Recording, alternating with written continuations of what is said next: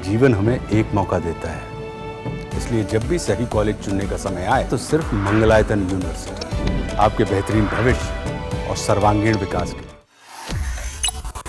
संसद का मॉनसून सत्र 21 जुलाई से शुरू होने वाला है। इससे पहले इंडिया गठबंधन के 24 दलों की बैठक हुई है।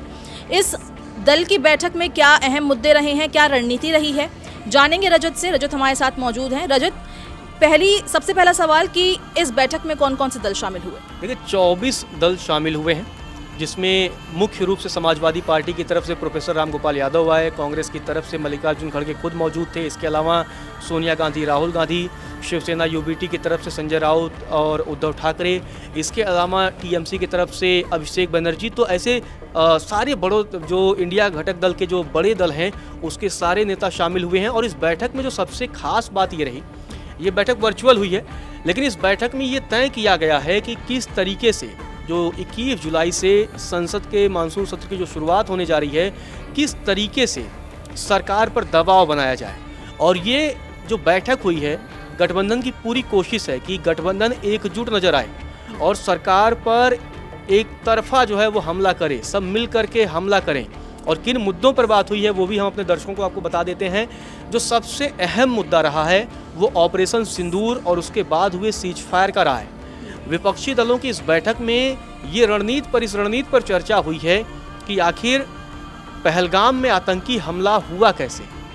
सबसे पहला सवाल ये विपक्ष की तरफ से इस बैठक में चर्चा हुई है। इसके बाद ऑपरेशन सिंदूर, हालांकि विपक्षी दलों ने ऑपरेशन सिंदूर का स्वागत किया था और सरकार और भारतीय सेना के इस कदम की तारीफ भी की थी, लेकिन इसके बाद जो सीज फायर हुआ वो एक ऐसा मुद्दा है जो विपक्ष के लिए हथियार का काम करेगा। और शुक्रवार को जो अमेरिकी राष्ट्रपति ट्रंप की तरफ से जो बयान सामने आया है, जिसमें उन्होंने मजाकिया लहजे में कह दिया कि 5 फाइटर जेट गिरे थे। हालांकि ट्रंप ने इस बात को तो नहीं कहा कि किसके गिरे थे, लेकिन विपक्ष इस बात को लपक लिया है। कल ही राहुल गांधी ने सोशल मीडिया पर पोस्ट करके कहा कि 5 फाइटर जेट का जो गिरे थे हमारे नहीं, उन्होंने हमारे का जिक्र नहीं किया, उन्होंने 5 फाइटर जेट के सच सामने आने चाहिए, राहुल गांधी ने ये कहा। और खुद प्रधानमंत्री नरेंद्र मोदी से जवाब की मांग की। तो विपक्षी दलों की बैठक, आज ही ऑल पार्टी मीटिंग भी हुई है। इस मीटिंग में भी विपक्षी दलों की तरफ से सरकार के जो नुमाइंदे थे उनको साफ तौर पर कह दिया गया है कि हमें प्रधानमंत्री से ही जवाब चाहिए। सीज फायर का मसला हो, ट्रंप का दावा हो, इन सारे मसलों पर हमें किसी और से जवाब नहीं चाहिए। कोई मंत्री नहीं चलेगा तो सिर्फ नरेंद्र मोदी को ही जवाब देना होगा। विपक्ष ने ये बात क्लियर कर दिया है। इसके अलावा किसी और व्यक्ति से उन्हें जवाब नहीं चाहिए। तो क्योंकि विपक्ष लगातार अब इस मसले को लेकर के एकजुट हो रहा है और सरकार पर एक दबाव बनाने की कोशिश होगी। और साथ ही विपक्ष, आपने देखा होगा कि ऑपरेशन सिंदूर के बाद जब सीज फायर हुआ तो उसके बाद विपक्ष ने पार्लियामेंट के स्पेशल सेशन की मांग की थी, हालांकि तब नहीं हुआ था। और अब ऑपरेशन सिंदूर और सीज फायर के बाद ये पहला पार्लियामेंट सेशन है, तो ऐसे में हंगामे के भी आसार हैं। कल जब पार्लियामेंट का सेशन शुरू होगा तो इस बात की संभावना है कि सदन में जोरदार हंगामा हो। विपक्ष ये मांग करेगा कि 2 से 3 दिनों तक इस मुद्दे पर बहस हो।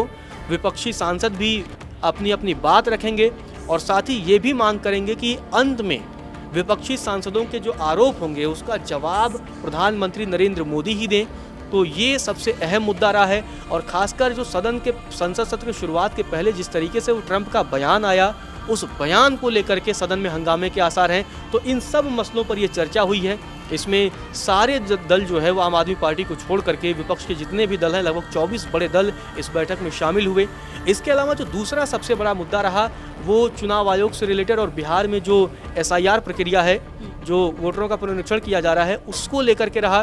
क्योंकि विपक्ष का ये लगातार आरोप है कि सरकार चुनाव आयोग के जरिए चुनाव को प्रभावित करने की कोशिश कर रही है, बहुत सारे मतदाताओं के नाम सूची से हटाने की कोशिश कर रही है।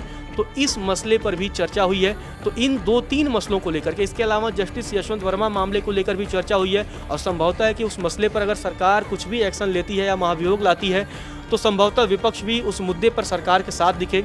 ये भी अपने आप में लोकतंत्र की खूबसूरती है कि कुछ मुद्दे ऐसे होते हैं जिसमें सरकार को विपक्ष का भी समर्थन मिलता है। तो इन मुद्दों पर विशेष तौर पर यह चर्चा हुई है। जैसे सबसे बड़ी चर्चा यही है कि डोनाल्ड ट्रंप ने कहा है, हमने लगातार देखा है कि डोनाल्ड ट्रंप पहले भी बोल चुके हैं कि हमने मध्यस्थता करवाई है और प्रधानमंत्री नरेंद्र मोदी ने इसको हमेशा से नकारा है। लेकिन अब जब विपक्ष इस तरह के सवाल कर रहा है, क्या लग रहा है आपको कि क्या कल बहुत ज़्यादा हंगामेदार होने वाला है, क्या वॉकआउट किया जाएगा?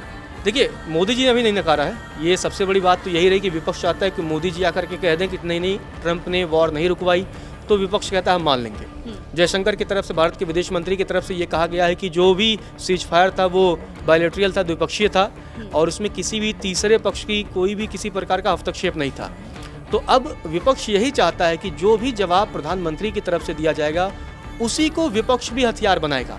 अब अगर प्रधानमंत्री आकर के सदन में ये कह देते हैं नहीं, भारत और पाकिस्तान के बीच जो सीज फायर हुआ उसमें ट्रंप की कोई भूमिका नहीं थी, फिर विपक्ष ये कहेगा कि आपके दोस्त तो हैं ट्रंप, आपके दोस्त झूठ बोल रहे हैं। और एक दो बार नहीं बोल चुके हैं, 24 बार अब तक जो है ट्रंप वो बात कह चुके हैं कि हमने ही वॉर रुकवाई।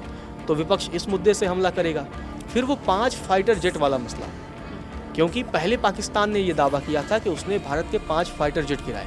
हालांकि अब पाकिस्तान का दावा है तो पाकिस्तान के दावे आप जानते ही हैं। पाकिस्तान का तो बस चले वो कह देगा हमने तो दिल्ली पे भी मेरा कब्जा है, तो पाकिस्तान की बात को उतना सीरियस लेने की कोई ज़रूरत नहीं है।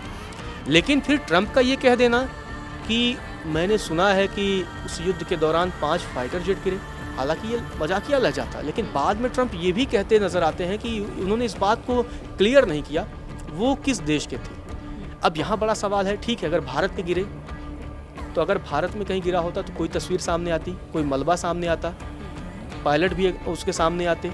अगर पाकिस्तान में मान लीजिए हमारे फाइटर जेट गिरे होते तो क्या पाकिस्तान उसकी तस्वीरों को साझा नहीं करता, सोशल मीडिया पर क्या भेजता नहीं? हमने अभिनंदन वाले मामले में देखा कि पाकिस्तान ने तुरंत ही जो है सारी चीज़ें प्रोपेगेंडा क्रिएट करना शुरू कर दिया था।